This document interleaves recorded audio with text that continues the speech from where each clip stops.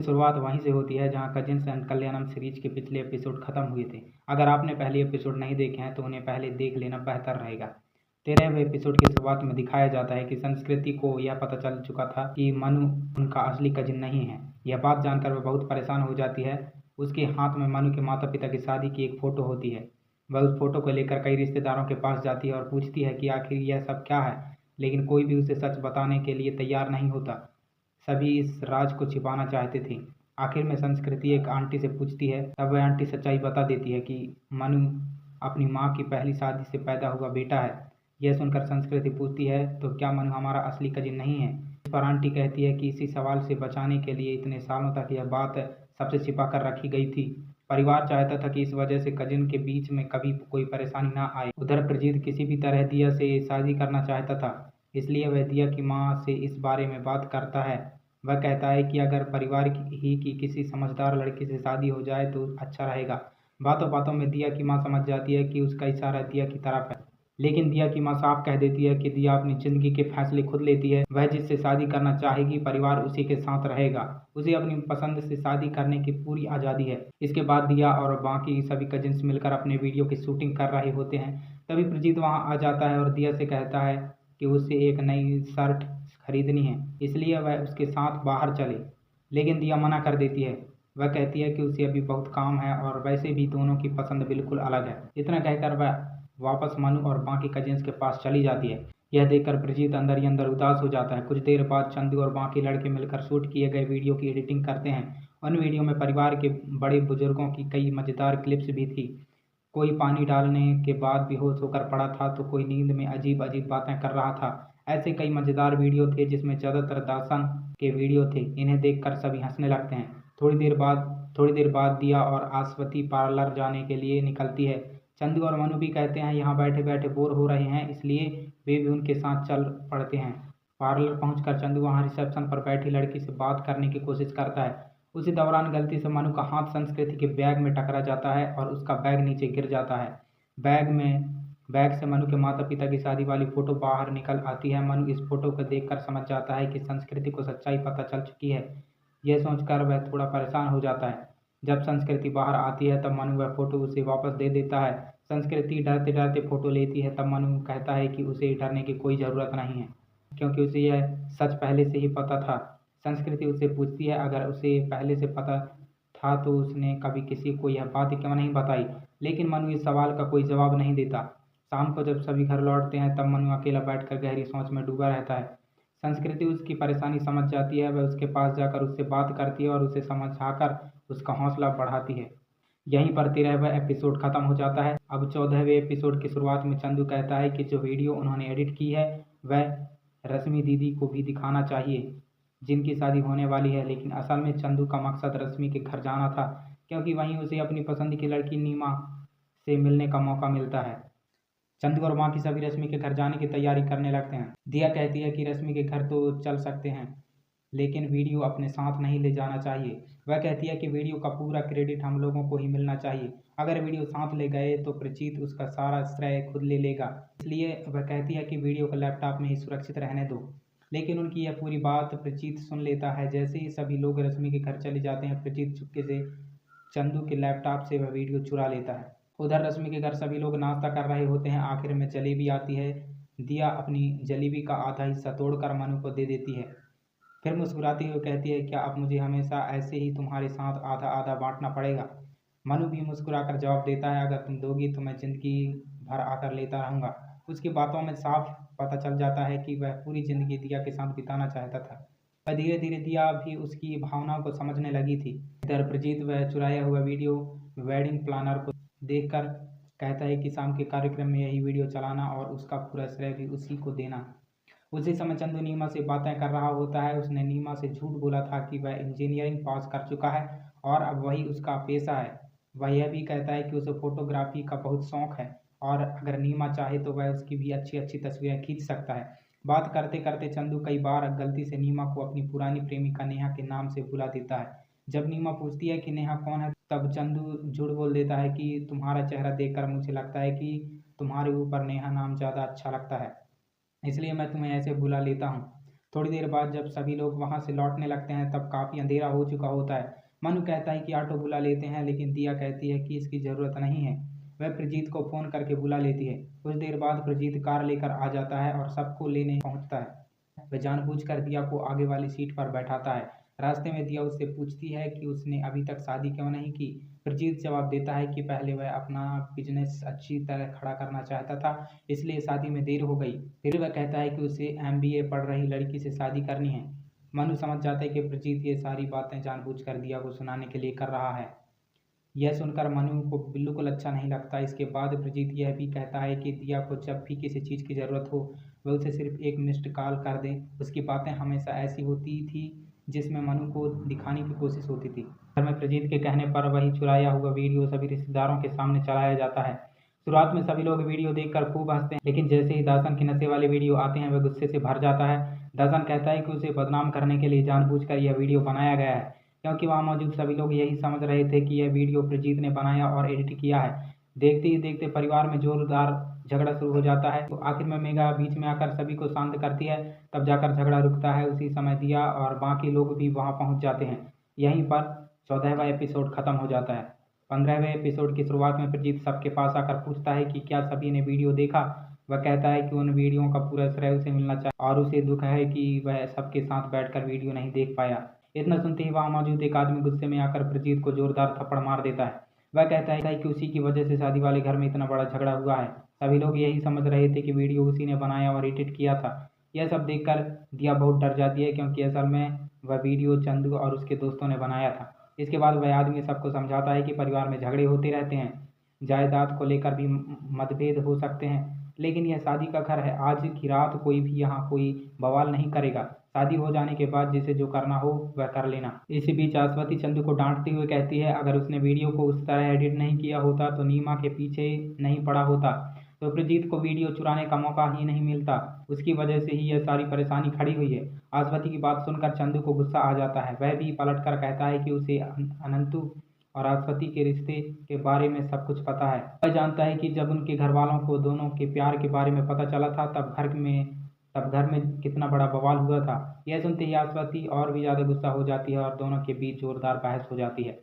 बाद में मनु चंदू से कहता है कि उसे पता था अनंतु की बात सुनकर अश्वती को बहुत दुख होगा। फिर उसने ऐसा क्यों कहा? चंदू जवाब देता है कि उसने गुस्से में आकर यह बात कह दी थी और थोड़ी देर बाद जाकर उससे माफ़ी मांग लेगा। असल में अश्वती बाहर से भले ही प्यार के खिलाफ होने का दिखावा करती थी, लेकिन सच्चाई यह थी कि वह खुद अनंतु से प्यार करती थी। जब घर वालों को उनके रिश्ते का पता चला तो उन्होंने बहुत विरोध किया और उसकी शादी कहीं और तय करने का फैसला कर दिया। कुछ समय तक अश्वती को घर से बाहर निकलने का भी इजाज़त नहीं थी। बाद में घर वालों का भरोसा जीतने के लिए उसे यह दिखाना पड़ा कि वह अनंतु को भूल चुकी है, इसलिए आज भी वह अपने दिल की बात किसी के सामने जाहिर नहीं करती और सभी के सामने प्यार के खिलाफ होने का नाटक करती रहती है। इसी दौरान अनंतु और उसके बीच भी कुछ गलतफहमियां पैदा हो गई थी, इसलिए अब दोनों पहले की तरह बात ही नहीं करते थे। उधर मनु और चंदू देखते हैं कि थप्पड़ खाने के बाद प्रजीत अकेला उदास खड़ा है। मनु उसके पास जाकर उसे समझाता है कि उसका हौसला बढ़ाता है। उस समय जब कोई भी प्रजीत के पास नहीं आता तब मनु का उसके पास आना प्रजीत को अच्छा लगता है। वह मनु से कहता है कि अगर उसे कभी किसी भी चीज़ की ज़रूरत पड़े तो वह बेझिझक उसके पास आ सकता है। इसके बाद अश्वती, दिया, मेघा और संस्कृति बैठकर अपने हाथों में मेहंदी लगवा रही होती है। बाहर खड़ा मनु बार बार दिया को देख रहा होता है और दिया भी बार बार मनु की तरफ देख रही होती है। मेहंदी लगने के बाद दिया अपना हाथ दिखाने के लिए मनु के पास आती है। मनु उसकी मेहंदी की तारीफ करता है, तभी दिया कहती है कि उसकी पीठ में खुजली हो रही है और मेहंदी लगे होने की वजह से वह खुद नहीं खुजा सकती। वह मनु से उसकी पीठ खुजाने के लिए कहती है। मनु उसकी मदद करता है, तभी वहाँ चंदू आ जाता है और दोनों को देखकर मजाक उड़ाने लगता है। इसके बाद दिया मुस्कुराती हुई वापस अंदर चली जाती है। थोड़ी देर बाद प्रजीत अंगूर लेकर वहाँ आता है। सभी लड़कियों के हाथों में मेहंदी लगी होने के कारण वह सबको अपने हाथों से अंगूर खिलाने लगता है, लेकिन वह सबसे ज़्यादा अंगूर दिया को ही खिलाता है। बाहर खड़ा मनु यह सब देख रहा होता है। कुछ देर पहले तक दिया उसके साथ बहुत करीब होकर बातें कर रही थी, लेकिन अब वह प्रजीत के साथ भी उसी तरह घुल मिल कर बात कर रही थी। यह देखकर मनु को बिल्कुल अच्छा नहीं लगता। दूसरी तरफ प्रजीत जानबूझकर दिया को अपने हाथों से अंगूर खिलाकर खुश हो जाता है। कुछ देर बाद दिया मेहंदी धोकर बाहर आती है और मनु से कहती है कि उसकी मेहंदी का रंग ज़्यादा गहरा नहीं आया, लेकिन मनु उस समय बहुत परेशान दिखाई देता है। दिया उससे पूछती है कि क्या हुआ। मनु कहता है कि उससे यह टू टाइमिंग नहीं होगी। दिया उसकी बात समझ पाती, उसे लगता है कि मनु ने टू टाइमिंग कहा है, इसलिए वह जाकर अश्वती से पूछती है कि टू टाइमिंग का मतलब क्या होता है। अश्वती कहती है कि शायद इसका मतलब सही समय होगा, लेकिन किसी को भी यह समझ नहीं आता कि मनु आखिर कहना क्या चाहता था।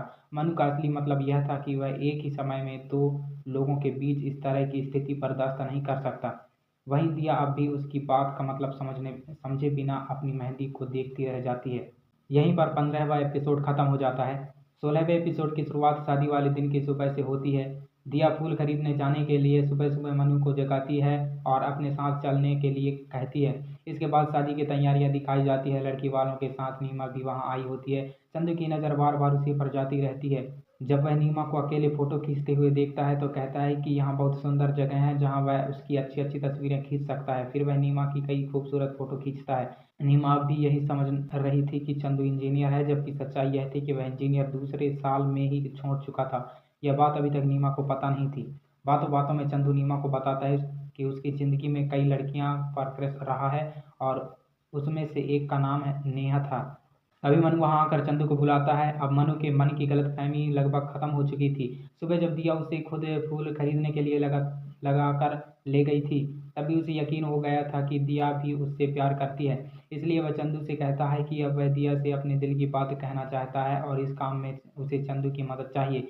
दोनों मिलकर दिया को ढूंढने निकलते हैं। उस समय दिया शाम की रिसेप्शन पार्टी के लिए तैयार हो रही होती है। वह अपने बालों में लगे मोगरे के फूल निकालने की कोशिश करती है, लेकिन वे उसके हार में उलझ जाते हैं। अश्वती काफ़ी कोशिश करती है, लेकिन वह उलझन नहीं सुलझा पाती। तभी चंदू वहां आकर अश्वती से कहता है कि उसे बाहर बुलाया जा रहा है। दिया चंदू से कहती है कि किसी को भेज दो, उसकी मदद कर सके। चंदू जानबूझकर मनु को वहां भेज देता है। मनु जब फूलों की उलझन सुलझा रहा होता है, तभी वह दिया से कहता है कि उसे उससे एक ज़रूरी बात करनी है। वह कहता है कि जब से दिया उसकी ज़िंदगी में आई है, उसकी ज़िंदगी पूरी तरह बदल गई है। दिया मुस्कुराकर कहती है कि उन्होंने तो अभी तक एक दूसरे के साथ ज़्यादा समय भी नहीं बिताया है। इस पर मनु जवाब देता है कि कुछ फैसले लेने के लिए ज़्यादा समय की ज़रूरत नहीं होती, लेकिन इससे पहले कि मनु अपने प्यार का इजहार कर पाता, तभी मेघा और संस्कृति वहां आ जाती है और इसकी बात अधूरी रह जाती है। उधर चंदू फिर से नीमा के साथ होटल और कॉलेज की बातें कर रहा होता है। तभी विजीत दूर से उसे आवाज़ लगाकर पूछता है कि जब उसने कॉलेज के बीच में छोड़ दिया था, तब उसने अपने परिवार को कैसे मनाया था। यह बात सुनते ही नीमा चौंक जाती है। उसे समझ आ जाता है कि चंदू ने उससे झूठ बोला था। वह इंजीनियर नहीं बल्कि इंजीनियर के दूसरे साल में ही कॉलेज छोड़ चुका था। अब नीमा को एहसास हो चुका था कि चंदू इतने समय से उससे झूठ बोल रहा था। यहीं तक इस भाग की कहानी समाप्त होती है। उसके बाद नीमा गुस्से में वहां से चली जाती है। इधर मेघा दिया से पूछती है कि अभी थोड़ी देर पहले मनु भैया के साथ वहां क्या बात कर रही थी। दिया कोई सीधा जवाब नहीं देती और बात घुमाकर टालने की कोशिश करती है। उसी समय मेघा संस्कृति से पूछती है कि कल दिया दीदी टू टाइम के बारे में पूछ रही थी, इसका मतलब क्या होता है। संस्कृति कहती है कि उसे टू टाइम के बारे में तो कुछ नहीं पता, लेकिन क्या वह टू टाइम करना चाह रही थी। यह सुनते ही दिया को अचानक सब समझ में आ जाता है कि उसे एहसास होता है कि मनु ने उस दिन टू टाइम ही कहा था। फिर संस्कृति उसे समझाती है कि टू टाइम का मतलब होता है कि एक ही समय में दो लोगों से प्यार करना, दोनों का इस्तेमाल करना और दोनों को धोखा देना। यह सुनते ही दिया चौंक जाती है। अब उसे समझ में आ जाता है कि मनु उसके बारे में ऐसा सोचता है।